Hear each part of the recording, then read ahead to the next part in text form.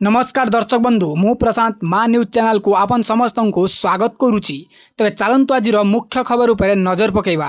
दर्शक बंधु आज खबर होची बड़ रोमांचकर 16 बर को 13 कन्या। हाँ दर्शक बंधु आपण मैंने जहाँ शुणुंट कान देकी भलसे शुणु 16 बर को 13 कन्या। यही घटनाटी घटी धामरारे मंदिर रे सूचना अनुसार मंदिर रे विवाह पाई अग्रिम टंका दे रसीद काटी बर और कन्या पक्ष।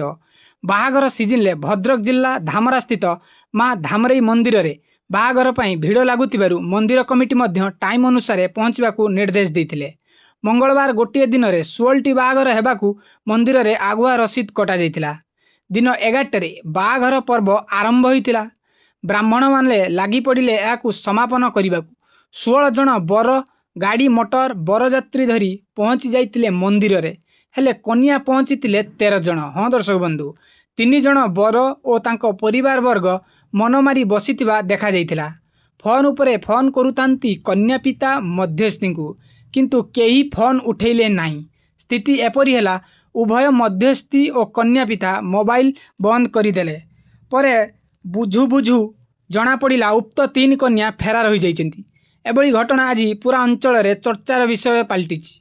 तबे खबर नेबारु जना पड़िछि एई 3 कन्याक मध्यरु जणे मंगुला कन्या बर चाकरी करी नथिबारु सीधासळख विवाह पाई मना कर देछि। अन्य 2 जण निज निज प्रेमिक सह फेरार हो जाइछन्ती। 13 जण नवदंपति खुशी मनरे घर को जाउथिबा बेले एई 3 बर संध्या पर्यंत मंदिर रे बसी रहिथिले, परे शिशुपाल होई घर को फेरी जाइछन्ती। समस्त खबर रो सटीक अपडेट पाई आम चैनल को सब्सक्राइब करिकी रखितांतु। आज पाई खबर एतिकी थिला। रहिलु नमस्कार।